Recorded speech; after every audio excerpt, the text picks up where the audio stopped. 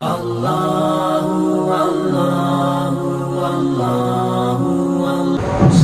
الرحمن الرحيم. ومن كان منكم مريضا أو على سفر فعدة من أيام أخر وعلى الذين يطيقونه فدية طعام مسكين. صدق الله العظيم. برادر اسلام اور قابل قدر خواتین، ہم دن رات بسم اللہ الرحمن الرحیم پڑھتے رہتے ہیں، اس اللہ کے نام سے شروع جو بڑا رحم کرنے والا ہے، نہایت مہربان ہے۔ روزوں کے احکام پر جب ہم غور کرتے ہیں تو اللہ کا رحمان و رحیم ہونا سمجھ میں آتا ہے، اس لیے کہ روزے یہ اللہ کا حکم ہے، اور حکم کی جہاں بات آ جاتی ہے تو بس مسئلہ یہ ہوتا ہے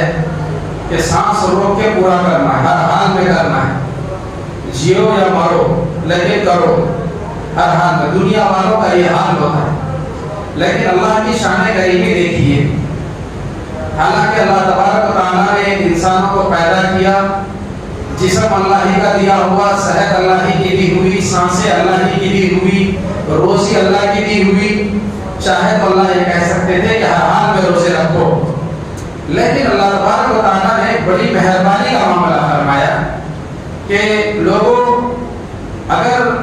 تمہارے ساتھ کوئی سچویشن پیش آ جائے، کوئی حالت، مثال کے طور پر تم بڑھاپے کی عمر کو پہنچ جاؤ اور اب تمہارے جسم میں اتنی طاقت نہ ہو کہ تم بھوک پیاس کو برداشت کر سکو، تو پھر اللہ کے احکام کیا ہے اور شریعت کا قانون کیا ہے، جتنا اور کرتے جائیں گے اللہ کی مہربانی سمجھ میں آتی جائے۔ تو اللہ فرما رہے ہیں کہ تم میں سے جو روزہ رکھنے کی طاقت نہ رکھتے، یعنی اب ان کے جسم سے کیپیسٹی ختم ہو گئی ہو، یہ اللہ کی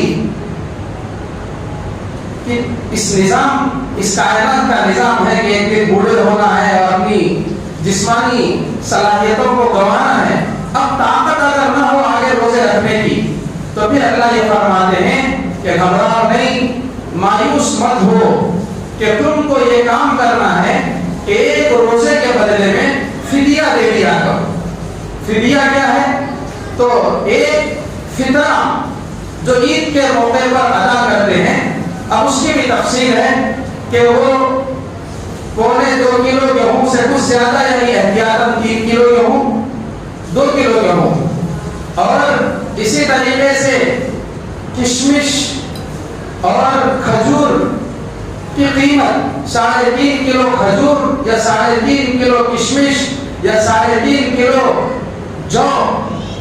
یہ خود دینا ہے یا پھر اس کی قیمت دینا ہے۔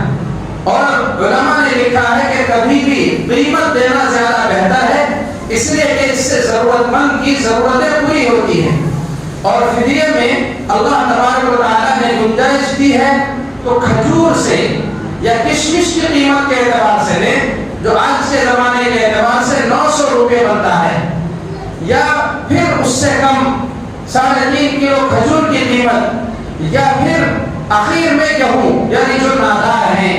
اور جس کے پاس وسائل نہیں ہیں تو وہ گیہوں کی قیمت سے بھی فدیہ ادا کر سکتے ہیں۔ آج کل یہ ٹرینڈ چلا ہوا ہے، ہر کوئی فطرہ نکال رہی وہ گیہوں کے حساب سے، ارے فطرہ بھی کیا دے رہے کچھ پتہ ہی نہیں چل رہا، اس میں کون سے ضرورت مند کی ضرورت پوری ہو رہی آج کل 100 روپے میں، اور اچھے خاصے گھرانے والے بھی جو ہے گیہوں سے نکال رہے ہیں، اور روزوں کا فدیہ بھی گیہوں سے نکال رہے ہیں۔ یہ بہت بڑا ظلم ہے، یہ بہت بڑی ناانصافی ہے، اس لیے اس میں کریکشن کی ضرورت ہے۔ ادھر کشمش اور کھجور سے آنا چاہیے جس کو اللہ نے نوازا ہے، ہاں جو نادار ہے، اللہ ہے، بیکریٹ ہے، تو پھر ان کے لیے گنجائش ہے۔ ارے گنجائش تو یہاں تک بھی ہے کہ کسی کے روزے ادا نہ ہو سکتے ہوں تو وہ صرف استغفار کرتے بیٹھ جائیں، اگر ان کے پاس مالی حیثیت بالکل نہ ہو، ان کا گزارا خود دوسروں کے تعاون سے ہوتا ہو، تو گنجائش تو یہاں تک بھی ہے، لیکن جتنا گڑ ڈالو اتنا میٹھا ہوگا، جتنا اس بہانے سے خرچ کرو اتنا زیادہ ثواب ملے گا، نیکیاں حاصل ہوگی جس کی ہمیں کل قیامت میں سخت ضرورت پڑنے والی ہے. اس لیے اس راستے کو چوز کرنا چاہیے جس میں زیادہ ثواب ہے. تو بہرحال اللہ کی یہ مہربانی ہے کہ اگر روزے رکھنے کی طاقت کسی میں ختم ہو جائے تو فدیہ دے دو. اور فدیہ دینا صرف ان کے لیے ہے جن کے بارے میں اب یہ اندازہ ہو کہ یہ صحت کے ایسے اسٹیج پر ہیں کہ اب اچھے نہیں ہو سکتے, اب یہ روزہ کبھی بھی نہیں رکھ سکتے. بعض لوگوں کی صحت روزہ رکھنے سے اس لیے بگڑتی ہے کہ گرما کا موسم ہے مثال کے طور پر, تو موسم بھی سخت ہے اور دن لمبا ہے, لیکن اگر وہ سرما کے موسم میں روزے رکھنا چاہے تو رکھ سکتے ہیں. تو پھر ایسے لوگوں کا فدیے سے کام نہیں چلے گا, ان کو تو روزہ رکھنا ہی ہے ہر حال میں. ہاں وہ لوگ جو اپنی صحت کو کھو چکے ہیں یا ایسا مرض لاحق ہو گیا ہو کہ اب ٹھیک ہونے کی امید نہیں ہے, تو ویسے لوگ فدیہ دیں. آج کل آلسی بڑا زیادہ ہو گیا کہ جس کے پاس بھی 4 پیسے ہیں تو وہ یہ سمجھ نہیں کہ روزے رکھنا کس کو ہاتھ ہوگا, بس تھوڑا سا فدیہ دے لیے, کام چلا لیے تو ان کا فدیہ قبول نہیں ہوگا.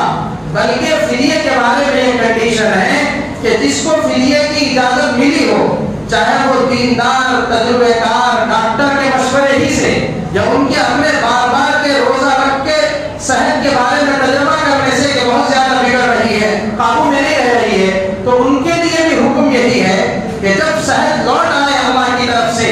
اور حالت بہتر ہو جائے تو جو فدیہ دے چکے ہیں وہ صدقہ شمار ہوگا. اب پھر روزوں کی قضا کر کے ہی اس کی تلافی کرنا پڑے.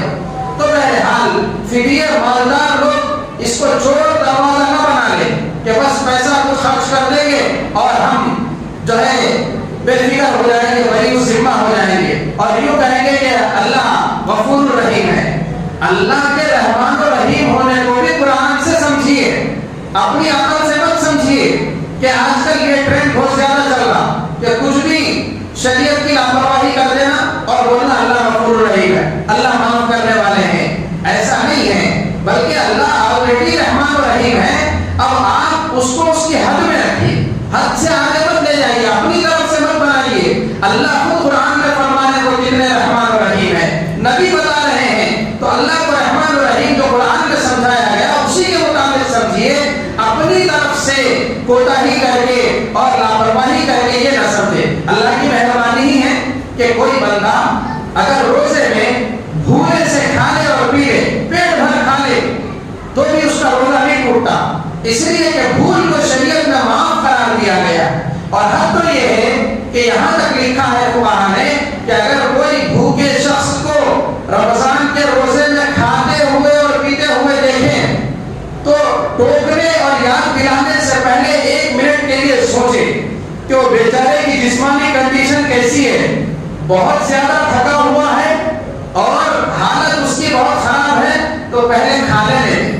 پہلے آرام سے پی لینے دیں, پھر اس کے بعد اسے یاد دلائیں کہ آپ کا روزہ نہیں ہے آج. تو یہاں تک شریعت میں گنجائش ہے. اور اس کھانے اور پینے کو کہا گیا فَإِنَّمَا أَطْعَمَهُ اللَّهُ وَسَقَاهُ, اللہ نے کھلایا ہے اور اللہ نے پلایا ہے, لہذا اس پہ کوئی پکڑ نہیں ہے. تو اللہ تبارک و تعالیٰ اس قدر مہربان ہے, اللہ کی مہربانیوں سے فائدہ اٹھائیں کہ جو بیمار ہو چکے ہیں تو فدیے کے ذریعے سے کہ اس اناج کی شکل میں یا قیمت کی شکل میں دے یا پھر کسی مسکین کو 2 وقت کا پیٹ بھر کھانا کھلائیں ایک روزے کی طرف سے, یہ اس کا فدیہ ہو جائے. اور یہ بھی نہیں کر سکتے ہیں تو آخری درجے میں استغفار کرتے رہیں. اور یاد رکھیں اپنی صحت کے زمانے میں جو اچھی طرح سے روزے رکھ رہے ہوں اور پھر کوئی عذر پیش آ گیا ہو تو وہ سب اللہ کی طرف سے, ہر حال میں اللہ سے راضی رکھنا ہے. اللہ کی مہربانی یہ ہے کہ جو تندرستی کے زمانے میں جو کچھ نیک کام کرتے تھے, روزے رکھتے تھے, تلاوت کرتے تھے اور خیر کے کام کرتے تھے, پھر عذر لاحق ہو گیا تو اللہ کی مہربانی کا عالم یہ ہے کہ اس بیماری کے عالم میں بھی اللہ اس کے لیے وہ نیکی کا ثواب برابر جاری رکھتے ہیں جو وہ اپنے صحت کے زمانے میں اور تندرستی کے زمانے میں انجام دیا کرتے ہیں. تو اللہ کی مہربانی یہ ہے, اسے سمجھنے کی ضرورت ہے. اپنی طرف سے ایک دوسرا راستہ نکالیں گے تو اپنے دین کا اور اپنے خیر کا خرابہ کر کے بیٹھیں. اللہ پاک سے دعا ہے کہ اللہ پاک مجھے آپ کو سب کو کہنے سننے سے زیادہ عمل کی توفیق نصیب فرمائے. وآخر دعوانا ان الحمد للہ.